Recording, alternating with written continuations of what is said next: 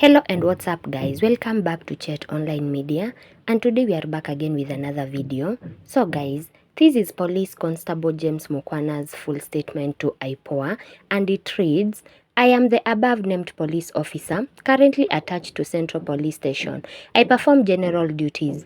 I was enlisted in the National Police Service in the year 2018. I went to my initial training at Administration Police Training College, currently Embakasi A campus. I graduated in the year 2019 and was posted to Marsabit County, where I served for 2 years. When the merger took place, I was transferred to the Kenyan Police Service. I do recall very well on 7th June 2025, I reported on duty at 8:00 hours, took over from PC Kimani the cell sentry duties. While at my place of work, report officer, place deputy OCS IP Nganga, came and told me, Mukhwana umechoma unaitwa kwa OCS. I asked him, afande nimechoma nini? He hurried to tell me to follow him to OCS office. While I followed him, it was around 19:30 hours. Reaching at OCS office while inside, the deputy OCS locked the door. The OCS was on his seat and then he called me. Mukhwana? I responded, yes sir. He asked, umefanya hapa kazi muda gani hapo kwa ofisi? I told him muda mrefu kama miaka 2. He then said kuna directive kutoka kwa DIG Mr. Langatu. Unamjua? I replied yes. Then he said kuna officers wa DCI headquarters wanaleta mtu kama saa 2 hivi watakuwa wamefika. Nataka uende cell, uangalie wale wamekaa rumandis, uambie kuna kazi nataka wafanye, kuna maabusu analetwa wamshughulikie kidogo. He then said, nikiwa Lang'ata kuna maabusu, nikatafuta wakamshughulikia, kidogo akapata injuries na nikamtoa na hakuleta maneno. He then said, chukua hii 2,000 enda ongelesha maabusu, kuna mtu analetwa nataka wamshughulikie kidogo na ni amri kutoka juu kwa mkubwa. I then asked him, na hiyo sijawahi ona hapa na ikikuwa mbaya? He replied, hapana huwezi kataa amri ya mkubwa. Kwani mimi mwenye nilikubali, kwani mimi ni mjinga? Na ukikataa kuna kitu inaweza kukufanyikia na wewe ni junior officer. I replied, sawa sir. I then told him, mimi afande nataka kutoka PC, Kimani anaingia. He said Kimani hapana. Then the deputy interjected and said, hapana Kimani atapelekwa gate. I told him if Kimani will be at the gate, he will suspect something fishy. It will raise eyebrows. Then the deputy agreed and said, sawa wacha mkue na yeye. He then opened the door, we went downstairs. The deputy met PC Kimani and started informing him about the plan, while I proceeded to the cells to look for the rumandis. I met Ngige, who had stayed for a long time. I then told Ngige, here is 2,000. OCS has given out kuna maabusu anakuja, anataka mumshughulikie kidogo, yani discipline kidogo. I told them he should look for people who could do the job. And then he left and went to the cells. All remandees are kept in cell number 1 on the right side as you enter the cells. After a few minutes, he told me he had people for the job. He then handed me 2,000 and told me the money I should use to buy the alcohol, since they cannot do such work without being high. I then left and went to the canteen and bought alcohol and brought. I gave it to Ngige and he went back to their cell. PC Kimani told us to make the instructions succeed, he should take over the duties of cell sentry duties. He then called the inmates to the waiting bay. He called out the inmates one by one as they were entering the back cells. He confirmed all the inmates were present. It was around 8:30 p.m. I then went to the changing room. I changed from the uniform to civilian clothes. The changing room is outside as you enter the gate on the left side.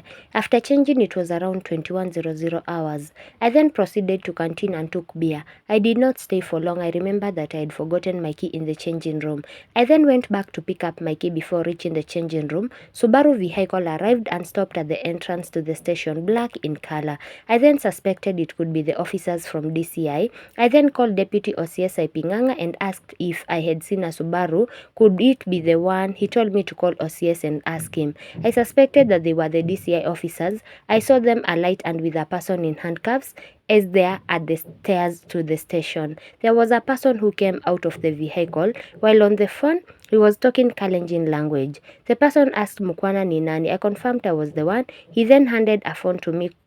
The caller called by my name. I heard the voice of OCS Talam telling me ni huyo mtu. It was around 21:10 hours. I asked the same officer who was the suspect, who was the suspect, he showed the person seated at the report office, then said, "Pea Kimani aweke seli." I left to canteen as he was being booked. While at the canteen, after about 10 minutes, I called Kimani and asked him if they had finished booking the suspect. He confirmed that he had placed him in the area where shoes are kept. I called the OCS alarm and asked him the extent of the beating that was needed. He told me mtu apigwe apate majeraha apelekwe hospitali. The deputy OCS called me asking where I was. I told him canteen. He came to the canteen, peeped and saw me. He called me shortly. After I returned, PC Kimani opened the cells. I entered and found Ngige already in the corridor. He asked where is the suspect. I pointed out where the suspect was. He then entered the cells and came out with the following inmates: Collins Ireri, Gil Amington, Brian Moniki and Eric Ndamboki. They took the suspect to the last cells opposite the toilets. At that moment, I was with Kimani at the entry point of the cells. I could hear the screams from the last cells where Ngige and his team had taken the suspect. I felt that the beating was too much. I rushed to stop them as PC Kimani followed me. I stopped the beating. The person was oozing blood from the mouth. He was leaning against the wall while seated down. I then told Kimani to inform Ipinganga to take the suspect to the hospital. It was around 22:00 hours. I was not satisfied. I personally called Ipinganga telling them to take the suspect to hospital. He asked whether the suspect is seriously injured. I told him to take the patient to hospital and disconnected the phone. I left, boarded Uber motorcycle, went home in industrial area. I slept up until around 11 a.m. the following day.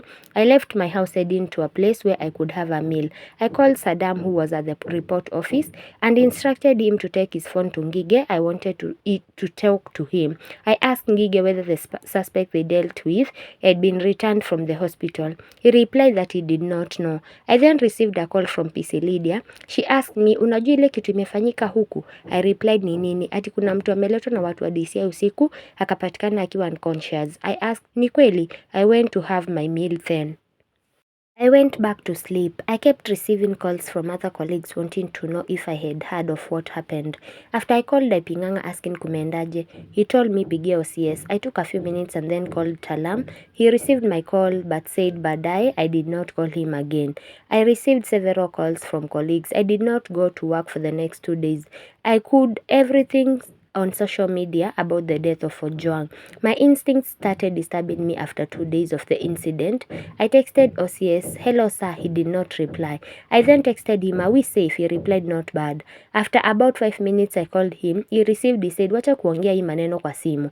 Wacha nikupigie na line nyingine. At that time, I deleted the text I had sent him. He called me using another line. He said, hii maneno usiongee kwa simu.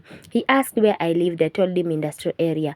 And he said he would call me the next day and agree on where to meet. That evening, I received a call from OC Crime that there were summons to IPOA. I told OC Crime I had never written a statement about what I would say. The next day we were to meet, we were issued with summons. I came to the IPOA recorded statement. I did not disclose what happened. I thought we were to cover each other, but later discovered my colleagues had shipped the blame on me. That was on 11th June 2025. On 12th June 2025, I was disturbed by the incident. Something was telling me to return to IPOA and tell the whole truth. I looked for someone to accompany me to IPOA. When I reached IPOA, I was arrested and taken to Capitol Hill Police Station. I told Jibril I wanted to record another statement with Nyakundi. He promised that he would return with Nyakundi, whom they came. I narrated the whole truth while at Capitol Hill Police Station. They promised that I would be taken to court after I recorded my statement. Today, 13th June 2025, I was taken to court on the miscellaneous application, where I'm remanded up to 20th June 2025. I have recorded my statement in the presence of my advocate. This is the truth of what happened. Ojwang was not meant to be killed, but to be disciplined as per instructions of the OCS Talam, who was also under the instructions of DIG Mr. Langat, as per the instructions he gave me. I'm sorry for the death of Ojwang. May God help them to deal from the loss. I know it's painful. And then he signed. So guys, what do you think about Mukhwana's statement? Please leave your opinion by commenting down below. Also remember to subscribe, like, comment and share this video for more amazing updates. See you on the next one.